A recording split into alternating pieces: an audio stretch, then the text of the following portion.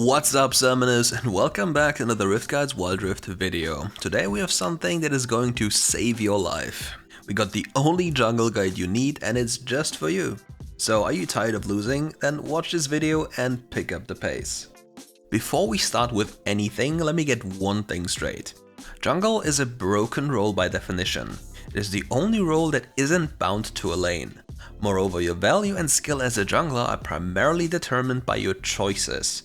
Those include champion choices and in-game choices. Mechanical skill is just the icing on the cake. Knowing how and where to force and avoid fights is something you need to understand if you want to win most of your games as a jungler. It is not about outplaying the enemy permanently. And with that out of the way, let's get going. First up, we start with the champion choices in the jungle role. We have active playmakers such as Lee Sin, and we have champions like Evelynn that wants to sit back and farm at least until level 5 before they go crazy. The playmakers usually look for early ganks and invading. Their goal is to accelerate the game with aggression and chaos. As an example, whenever you see that the enemy team has a Lee Sin, there are a few rules you have to follow.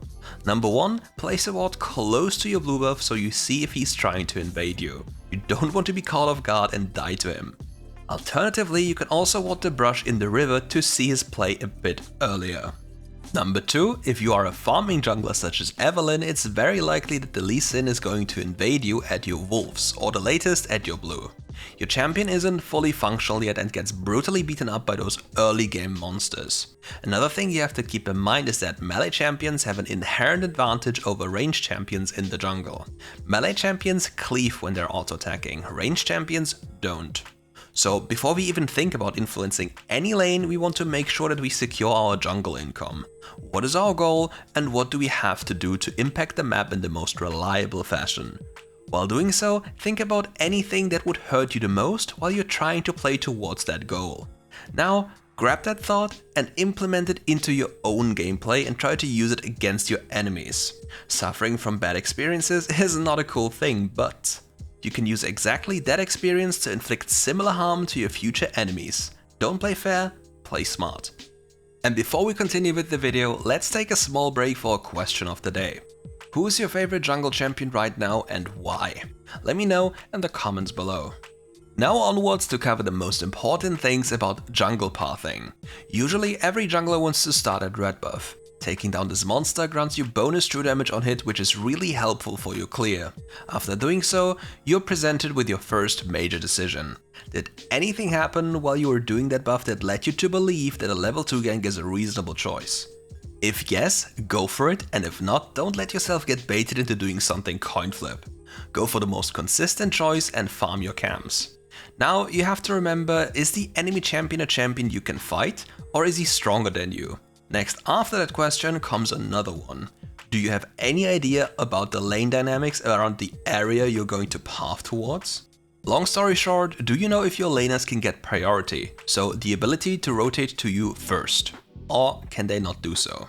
The most typical path that most junglers do consists of red buff, raptors and blue buff. Taking down those three usually takes the junglers up until 1 minute and 25 seconds, or more conveniently said, up until the scuttle crab spawns. After killing 2 camps, you'll hit level 3 thanks to passive experience about 1 minute and 16 seconds into the game. So technically speaking, you're not forced to do the 3rd camp before the scuttle spawns. You'll hit level 3 anyway. However, if you do a 3rd camp, you'll hit level 4 after killing the scuttle crab. Alternatively, you can fully clear the red side. This is the safest option you have available.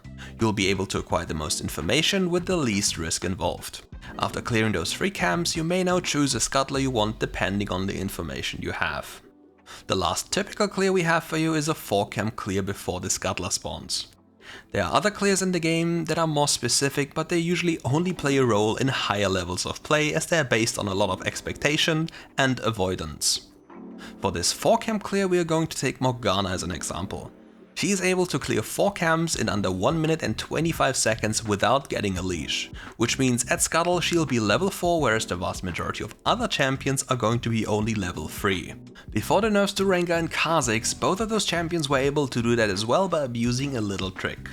This trick involves camps and their type of resistances.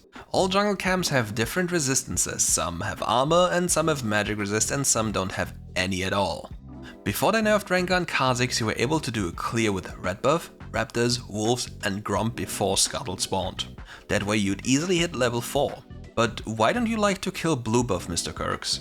Because the unevolved version of blue buff is way weaker than you think it is. Not only that, it's also way stronger than Gromp. Just check out the tankiness of the camps and think how much more time you'd need to get that buff killed in direct comparison to the Gromp. In the jungle, every second matters and being on Scuttle at its spawn as a level 4 champion is quite broken. On top of that, as a jungler, thanks to the changes, you don't need the mana regen from it anymore during the early game, and the life regen out of combat is only useful in certain situations. It heals you for 5% of your missing HP every second after being out of combat for 5 seconds. But how long do you want to stay on the map without spending your gold? Rather make up your mind on what you want and need to do. You don't want to run around the map endlessly. Spend your gold and focus on the next play. While we are looking at the time frame of 1 minute and 25 seconds to 3 minutes and 30 seconds, it's time to either power farm or impact the map while looking for ganks and invades. For this you have to actively check the map for opportunities. You don't want to go there because you feel like it. No, you want information and you want to act on that information. However, the moment you get closer to the 3-minute mark, you have to make a decision. It's about you and the use of your ultimate ability. Using it now usually means that you won't have it for the dragon or the herald. Both of those objectives spawn at 4 minutes and usually mark the second big skirmish right after the Scuttle shenanigans. Now let's move on to which objective you should prioritize. Generally, you can make the following statement. A dragon offers you better scaling, whereas the herald offers you the opportunity to snowball. But what do I mean by that though? A dragon grants you a buff, be it percentage health, damage, movement speed or omnivamp. All of those stats have a gold value and add to your current stats. Normally you'd spend gold to buy those stats. If you get dragons, you're given those for free. However, taking down the herald allows you to dictate the pace of the game. Once both objectives have been taken down, there's going to be a period in which no neutral objective is available. Consequently, the frequency of fighting should go down and players focus on acquiring as much gold as possible until the next objectives spawn again. Ideally, that is. The respawn timer for both herald and dragon are 240 seconds. Inside that window of opportunity, it's up to the team that holds the herald to create an opening in which they can use the herald. The best strategy for this is to create another neutral objective. For that, you can freeze a side lane and steal gold away from the enemy team as their minions are killing yours while you're only last hitting theirs. While you're waiting for the enemy to try and break this or commit to another play on the other side of the map, it's not time for the jungler to be very aware of what's going on. Since this scenario isn't really realistic in solo queue, we are just moving on to an easier concept, but you have to keep this in mind for professional play or anything you want to do. With the herald in hand, you need to choose. Do you want pressure or do you want an increased economy? By taking down tier 1 mid, you're going to break open the map as you're removing the enemy's security around there. Doing so is not that easy though, even with the herald. You need to be really patient and wait for an opening to get that done. Other than that, you can focus on increasing your personal economy, especially on a carry jungler such as Kha'Zix. Taking down the enemy outer turret on the Baron lane and most likely getting closer to tier 2 is not that hard of a job in solo queue. With that and the herald's initial gold in your pocket, you're going to be astronomically fed. But that also means that the game is most likely going to rest on your shoulders. The next objectives we have to speak about are Baron and Elder. Don't worry about losing dragons throughout the game. It's not the end of the world, but losing Elder usually is. Elder is absolutely broken and its potency scales with the amount of dragons you have killed throughout the game. Don't get me wrong, I'd prefer getting Elder over 3 normal dragons any day of the week since it's a massive damage buff. Now for Baron.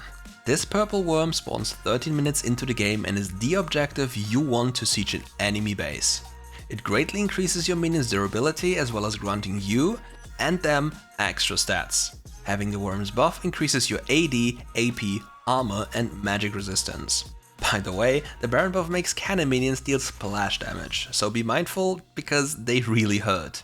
And after killing that worm, it takes 210 seconds to respawn. With the objectives done, let's briefly talk about Smite as a summoner spell and what you can do with it. First, it grants you increased mana regen if you're in the jungle or river. On top of that, dealing damage to monsters applies a damage over time effect on them that allows you to increase your clearing efficiency. Here's an example. Let's say a little raptor is alive with 15 HP. Rather than hitting it again, you can just walk towards your next destination as it's going to die from the burn anyway. As I said before, jungling is about time management, so learn to save time where you can. Min-maxing matters. And you can also evolve your Smite. Upon evolving your Smite, you may use it on enemy champions and get the option to take either blue or red Smite. Here are the differences. Blue Smite deals damage and slows the enemy, whereas red Smite deals the same true damage to the target, but it also grants you 11 to 25 AD or 16 to 30 AP. That is absolutely insane. So if you want to duel or take a lot of skirmishes, just take red Smite, it's going to win you so many fights. And last but not least, let's talk about what you can do when you're behind or when you need to carry the game on your own. Usually during mid game you'll see a lot of players just play ARAM. They'll face off on the middle lane and just accomplish nothing. Similar to that, you'll also see them do the same amount of objectives you cannot even dream of contesting. So why should you even try? Just don't. Either crossplay and take the objective on the other side of the map, or go into a side lane and acquire all the gold there is. Minions, enemy and allied camps, and towers. Take all you need in order to come back into the game, because you can still carry it. And that's it for today. We tried to keep it short and crisp to not bore you too much with too much information, but in the future you'll get something more detailed in videos that cover a few things for each elo. With those you'll be able to easily implement all the advice from this video into your daily gameplay. Thank you for watching, and if you enjoyed the video, make sure to leave a like and subscribe to the channel. If you're feeling extra generous though and want to support us even more, you may check out our Patreon. We have cool things there like builds, runes and the skill order for every single champion in the game. Thank you lots, and see you soon for more RiftGuides content.